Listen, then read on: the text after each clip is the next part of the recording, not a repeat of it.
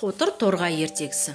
Бір қотыр торғай шеңгелге қонып отырғанда, жарасының қара қотырланған аузын шеңгелдің тікенегі сыдырып кетіпті. Торғай: "Қап білем, сені ешкіге айтпасам ба?" деп ашуланып ешкіге келіпті. Ешкі, ана шеңгелдің сылдырмаған неге жемейсің?" Сонда оған ешкі: "Оны жемек түгілі өзім лақтай алмай жатырмын" депті.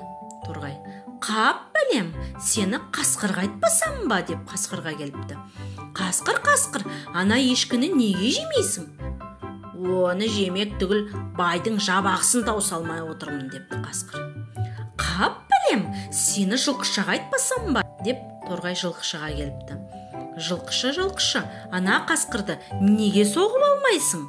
Жылқышы: "Оны соғып алмақ түгілі өзімнің ұйқым қанбай жүр" депті. "Қап білем, сені байға айтпасам ба?" деп торғай байға келіп. Байеке, ана жылқышыңды неге ұрмайсың?" депті. Бай: "Оны ұрмақ түгілі өзім қоспамды тауыса алмай отырмын" депті.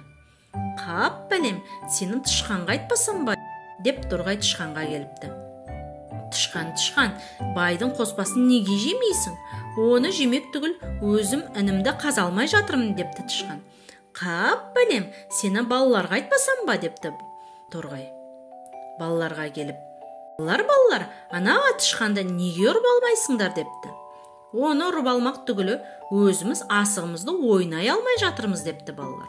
Торғай: "Қап білем, сендерді кемпірге айтпасам ба?" депті. Кемпірге: Кемпір, ана балаларға неге ұрыспайсың?" депті. Кемпір: "Оларға ұрыспақ түгілі өзім жүнімді сабай алмай жатырмын" депті. "Қап бәлем, сені құйынға айтпасам ба?" деп торғай құйынға келіп.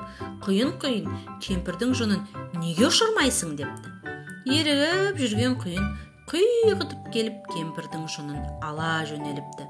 Кемпір келіп балаларға ұрысыпты. Балалар тышқанды ұрып алыпты. Тышқан байдың қоспасын жепті, бай жылқышын ұрыпты, жылқышы қасқырды соғып алыпты, қасқыр ешкіні жепті, ешкі шеңгелдің сылдырмағын жеп, қотыр торғай осылайша шеңгелден өшін алған екен дейді. Соңы. Балаларға арналған қазақша контентті қолдай кетіңіз.